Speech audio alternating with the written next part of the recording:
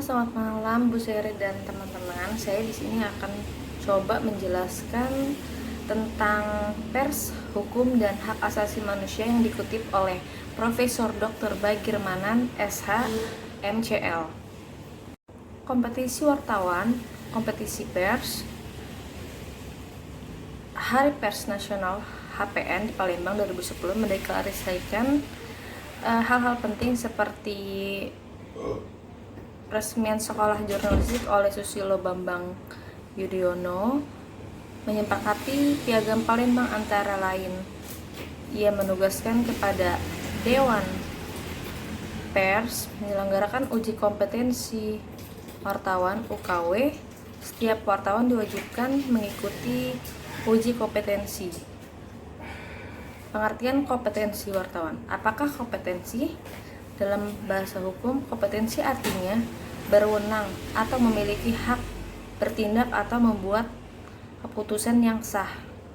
Bertindak, membuat keputusan yang sah artinya tindakan atau keputusan itu dibenarkan atau diakui sebagai sesuatu yang benar atau dibenarkan oleh secara hukum. Substansi kompetensi wartawan. Paling tidak ada 4 kompetensi yang semestinya wartawan miliki. 1. Kompetensi jurnalistik. 2. Kompetensi ilmu dan teknologi jurnalistik atau komunikasi.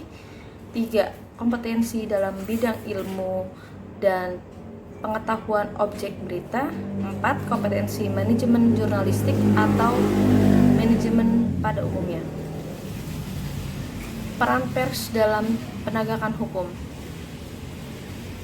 Tentang fungsi pers, Undang-Undang Nomor 40 tentang pers membeda-bedakan fungsi pers: fungsi informasi, fungsi pendidikan, fungsi hiburan, fungsi kontrol, fungsi ekonomi, dan lain-lain. Penegakan hukum. Apakah hukum itu? Apakah yang dapat disebut hukum, atau apakah semestinya hukum ditentukan oleh sifat, karakter dari proses pembentukan, cara-cara melakukan interpretasi,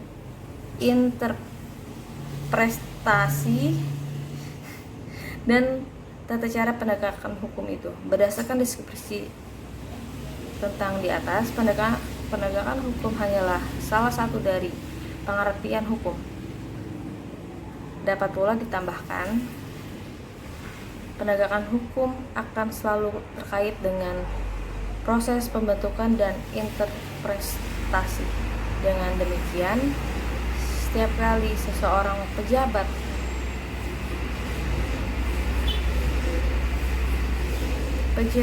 menegakkan hukum bukanlah semata-mata memperhatikan bunyi hukum, tetapi juga yang berkaitan dengan proses pembentukan hukum.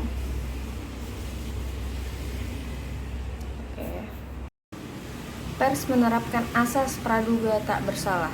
Beberapa waktu lalu, Sekjen Partai Demokrat, Pak Ibas, melalui keterangan pers memajukan 7 pertanyaan kepada Presiden Jokowi.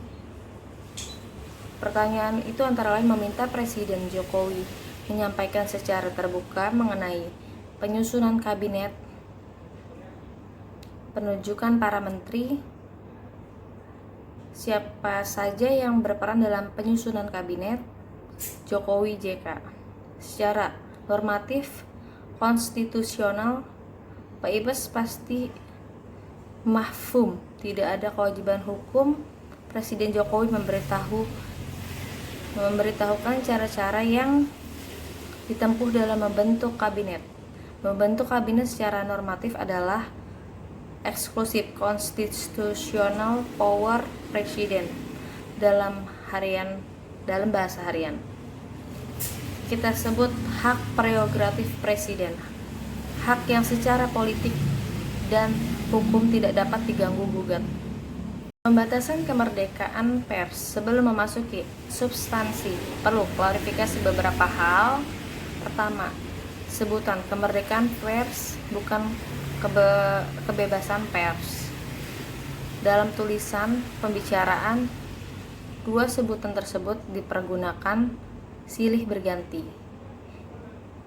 Kemerdekaan tidak lain dari kebebasan.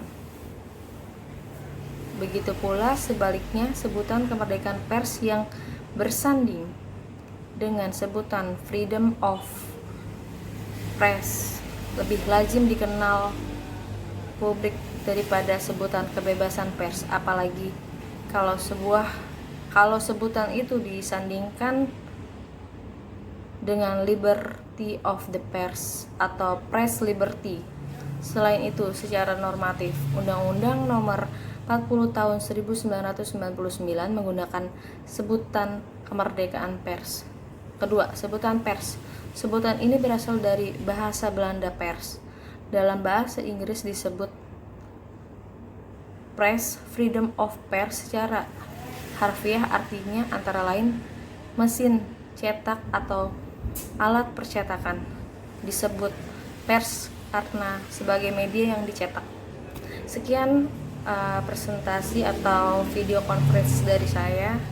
Kurang dan lebihnya terima kasih. Selamat malam.